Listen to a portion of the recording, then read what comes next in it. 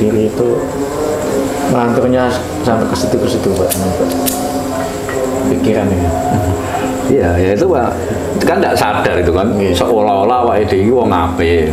Tapi kan itu ya apik memang, bagian dari suami, bapak yang bertanggung jawab. Tapi kan sebenarnya itu no percikan ego, lali kok nek. Nah, iku yang sing Lha sing ngurusi awake dhewe lho, awake dhewe gak iso. Awake dhewe diurus pangeran. Engko nak tak tinggal anake piye iki anu mesti ana perasaan ngono. Tapi kadang nek wis awak dhewe sadar nek awak dhewe engko bakal kembali ngono ki ya kadang wis anu langsung enggak reken ngono ki ya ada muncul, Pak. Tapi kalau rasa enggak reken itu diteruskan ya juga jelek, soalnya itu kan sebagian dari perjalanan hidup. Iya, jadi harus bisa memilah bahwa kita tetap harus terlibat dalam bagian proses. Tapi soal keputusan, eksekusi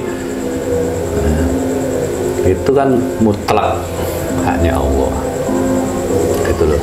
Kalau kita butuh nyambut gawe menafkahi itu Pak, kita terlibat dalam proses itu. Tapi engko anak itu dadi opo. Oh ndak iso itu mengarahkan.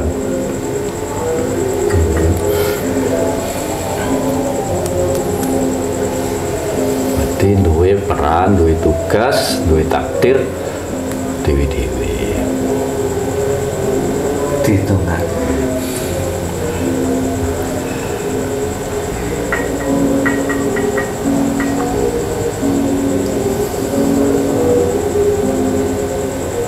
Ketika itu kontroversi dalam diri kita banyak gitu. Yang paling bahaya itu adalah ketika kita merasa sudah sampai itu. Wis cukup, wis tekan. Ora perlu sholat, ora perlu poso, ora perlu haji, ora perlu. Nah, itu sing bahaya. Tekan Jombang ya. Karena ya itu jadi tekan Jombang. Walaupun kadang-kadang ya udah semua pelaku mengalami fase itu, kadang-kadang muncul itu. Nah, balik orientasi ini itu tadi, ya Rasulullah, guru, orang tua, pemimpin.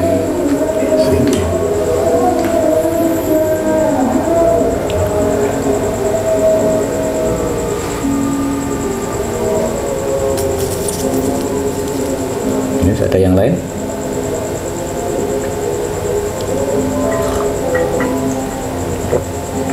Sudah, monggo Mas. Jadi ketika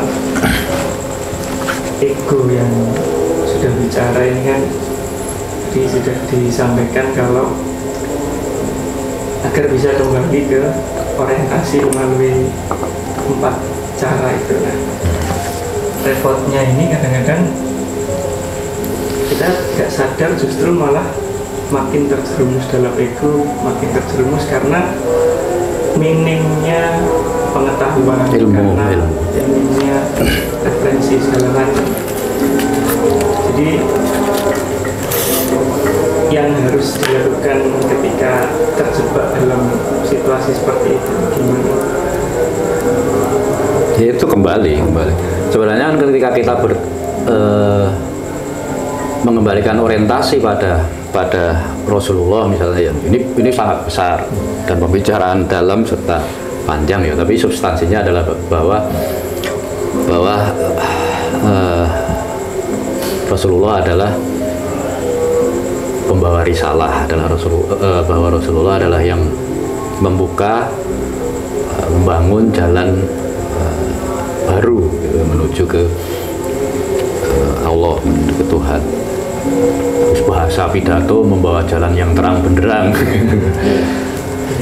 itu doa lah. Tapi kemudian ketika kita guru mengembalikan orientasi pada guru kan ingat itu tadi ilmu, pengalaman,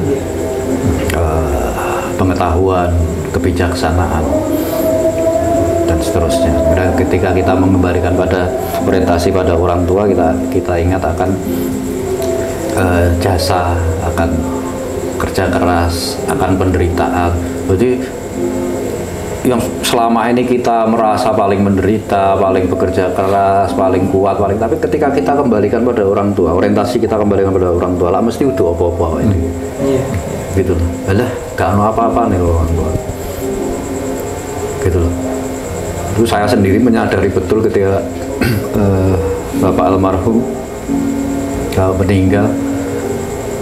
meninggalkan dari satu sisi saja, meninggalkan warisan bernilai miliaran. Itu ya Allah, aku tuh apa? Padahal bapak nggak sekolah,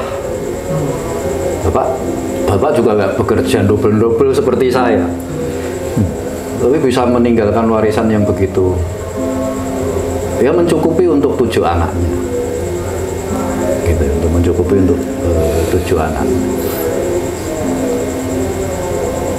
Ya, karena apa? Karena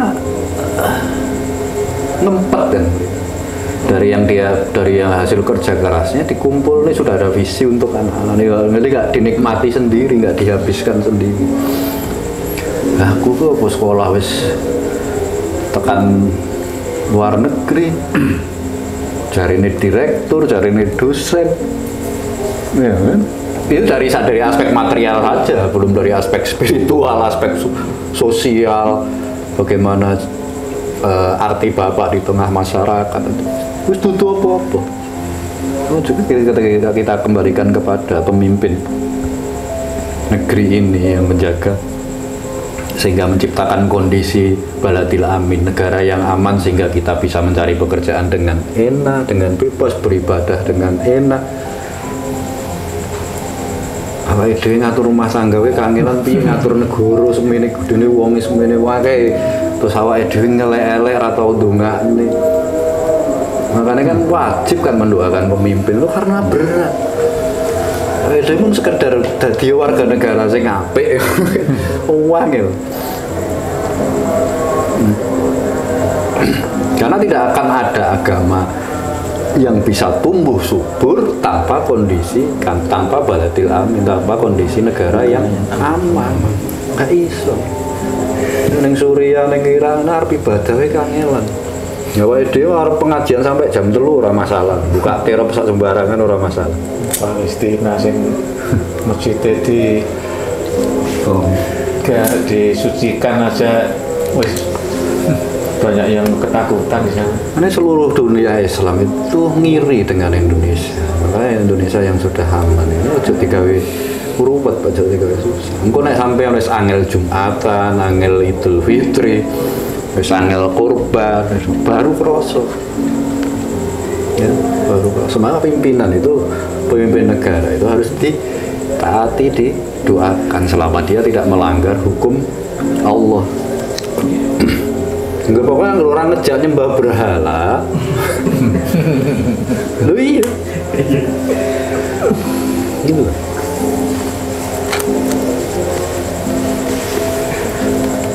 Pokoknya dia nak balik neng kui ya, mesti akan nyeplek itu apa-apa. Sehingga orientasi akan kembali. Oh iya. Sadar Pak Dewi. Ego akan plek, ego akan hilang. Tapi kalau kita masih kembalikan pada sejawat kita, pimpinan kita di kantor, mesti muncul ego aku. Sajane aku iso ngono iku. Ngene kan.